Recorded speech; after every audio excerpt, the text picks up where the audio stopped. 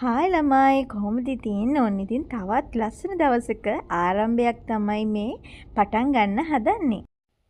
හැමදාමත් වගේ ඔන්න ඉතින් අදත් පාන්දරම නැගිටලා මුලින්ම කරන්නේ මම කෑම ටික හදාගන්න එක. ඉතින් අද මම හිතුවා සුදුබත් හදලා සෝයා තෙල් දාලා පරිප්පු කරි එකක් හදාගන්න. ඉතින් හරිම ලේසි කෑම දෙකක් තමයි අද තෝරගත්තේ හදන්න. උදේට ඉතින් මම ගොඩක් වෙලා යන කෑම හදන්නේ නැහැ. ඉක්මනින් හදන්න පුළුවන් කෑම තමයි තෝරගන්නේ හැම වෙලාවෙම.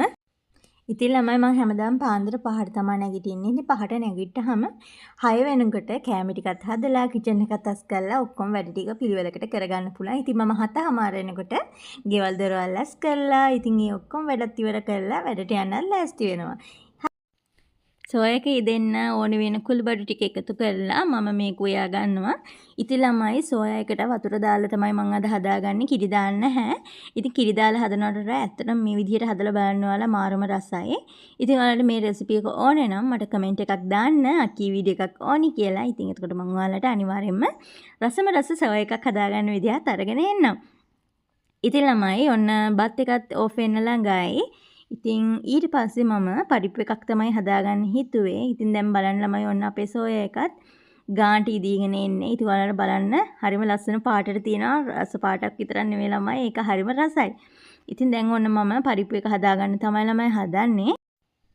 මම ළමයි පරිප්පු එක හදාගන්නෙත් කිරි දාලා නෙමෙයි මිරිසට. මිරිසට කියන්නේ ළමයි මම පරිප්පු ටික තම්බලා අරගෙන ඒකට තෙම්පරාදුවක් තමයි එකතු කරන්නේ. ඉතින් ඒකෙත් වීඩියෝ එකක් ඕනනම් කියන්න මම ඔයාලට පරිප්පු තෙම්පරාදුව හදන විදිහත් වීඩියෝ එකක් දාන්නම්. ඉතින් ළමයි පරිප්පු එකත් හදාගෙන දැන් මෙන්න මේ විදිහට තමයි අපේ සෝයා එක තියෙන්නේ. ඉතින් දැන් ඔන්න සෝයා එක ඇති මම මේක බාජරෙන් මාරු කරලා මැටි බාජරයකට එකතු කරගන්නවා.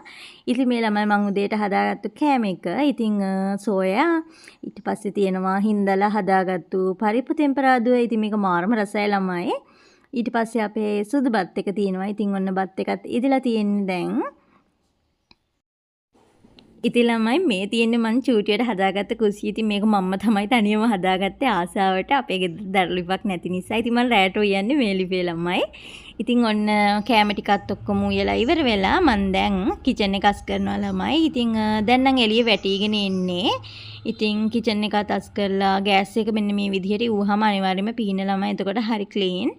ඉතින් මේ ටිකත් අස් කරලා මම යනවා ඉස්සරහත් දොර අරින්න. ඉතින් හැමදාම මම තමයි දොර අරින්නේ. ඉතින් අදත් ඔන්න සුපුරුදු පරිදි මම තමයි දොර අරින්නේ. ඉතින් ළමයි ඔයාලට පේනවද මේ දවස්වල පරිසරයේ කිසිම ලස්සනක් නැහැ. මොකද ගස් කොළන් මැරීගෙන වගේ තමයි තියෙන්නේ. ළමයි අපිට නම් වැස්සක් නැහැ. ඔයාලට කොහොමද වහිනවද? ඉතින් පේනවනේ මගේ මල් ගස් ඔක්කොම ටික සවුත්තු වෙලා තියෙන්නේ. ඉතින් වතුර නැතුව. ඉතින් වතුර නැති වුණත් මං කොහෙන් හරි හොයලා හරි වතුර දානවා ළමයි. මොකද මම මේ ගස් වලට හරිම ආදරෙයි. දැන් ඉතින් ළමයි මම මේ ගස් වලට වතුර දාලා මිදුලතු ගාලා බුද්ධ පූජාව වයින් කරන්න යන්න ඕනි. ඉතින් අපි බලමු. ඕනි ඉතින් ළමයි මම බුද්ධ පූජාවත් අයින් කරගත්තා. ඉතින් ළමයි මම නෙමෙයි පහන තියන්නේ අම්මා. මොකද මම සැලොන් එකෙත් පහන තියෙන නිසා මම ඉතින් අම්මට තියන්න දෙනවා. ඕන්න දැන් ඉතින් ළමයි මම හස්බන්ඩ් හැරවන් තමයි යන්නේ. නැත්තම් ඉතින් හෙට උදේ වෙනකලුත් එයා නිදා ගන්නවා. ඉතින් එයාව හැරවන්න ඕනේ නිසා ඉතින් එයාව හැරවලා මම ගේ චුට්ටක් අස් ගන්න තමයි හදන්නේ.